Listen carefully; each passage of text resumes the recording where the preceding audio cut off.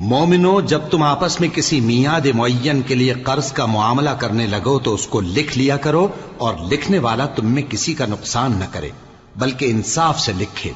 نیز لکھنے والا جیسا اللہ نے اسے سکھایا ہے لکھنے سے انکار بھی نہ کرے اور دستاویز لکھ دے، اور جو شخص قرض لے وہی دستاویز کا مضمون بول کر لکھوائے، اور اللہ سے کہ اس کا مالک ہے خوف کرے، اور زر قرض میں سے کچھ کم نہ لکھوائے۔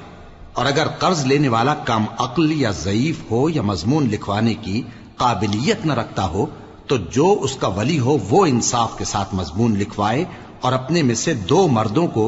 ایسے معاملے کے گواہ کر لیا کرو، اور اگر 2 مرد نہ ہوں تو 1 مرد اور 2 عورتیں جن کو تم گواہ پسند کرو کافی ہیں، کہ اگر ان میں سے ایک بھول جائے گی تو دوسری اسے یاد دلا دے گی، اور جب گواہ گواہی کے لیے طلب کیے جائیں تو انکار نہ کریں۔ اور قرض تھوڑا ہو یا بہت اس کی دستاویز کے لکھنے لکھانے میں سستی نہ کرنا، یہ بات اللہ کے نزدیک نہایت قرین انصاف ہے، اور شہادت کے لیے بھی یہ بہت درست طریقہ ہے۔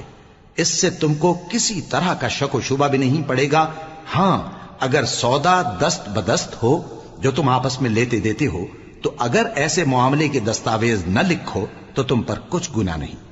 اور جب خرید و فروخت کیا کرو، مثلا زمین جائیداد کی، تو بھی گواہ کر لیا کرو، اور کاتب دستاویز اور گواہ معاملہ کرنے والوں کا کسی طرح کا نقصان نہ کریں۔